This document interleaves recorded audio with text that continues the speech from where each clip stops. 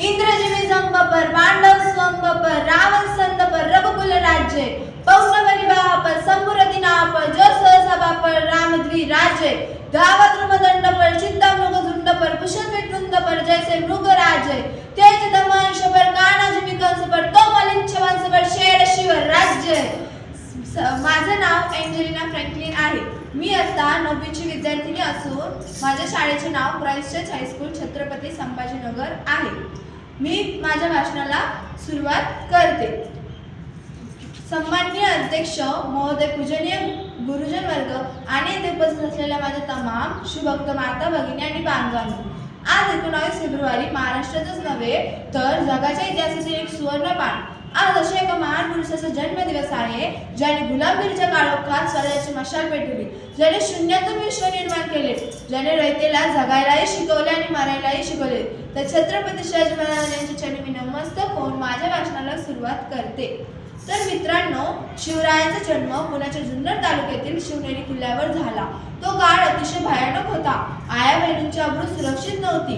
अशा वेळी जिजाऊ माँसाहेबांनी शिवांच्या हातात केवळ खेळणी दिली नाही तर त्यांच्या हातात तलवार देऊन त्यांना रामायण व भारताच्या गोष्टी सांगून अन्यायाविरुद्ध लढण्याची जिद्द दिली।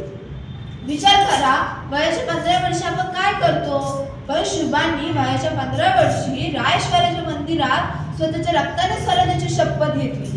ही धमक, ही जिद्द आपल्यालाही आपल्या आयुष्यात हवी आहे। महाराज केवळ लढाव्या नव्हे तर ते जगाचे पहिले मॅनेजमेंट गुरु होते।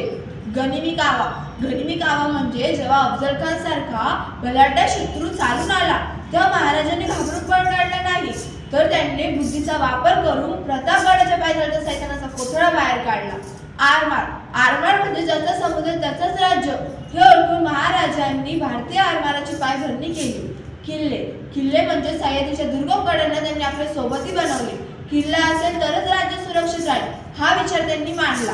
ना शिवांचा जन्म झाला असता तर नसती राहिली अंगणी तुळस, ना शिवांचा जन्म झाला असता तर नसती राहिली अंगणी तुळस, नसता राहिला मंदिरावर कळस आणि नसता राहिला हिंदुस्थानचा वारसा। रयतेचा राजा म्हणजे सामाजिक विचार। महाराजांच्या काळात जातपात नव्हती। जेवढा त्यांच्या सैन्यात तानाजी मालुसरे महत्वाचा होता तेवढाच तोफखानचा प्रमुख इब्राहिम खान सुद्धा निष्ठावान होता। महाराजांनी कधी दुसऱ्या धर्माचा द्वेष केला नाही परंतु स्वराज्यावर आपल्या नजरेने पाहणाऱ्याला सोडलेही नाही।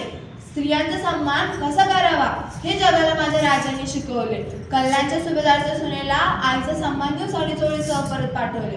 असे चरित्रवान राजे जगाच्या पाठीवर दुसरे कोणीही झाले नाही।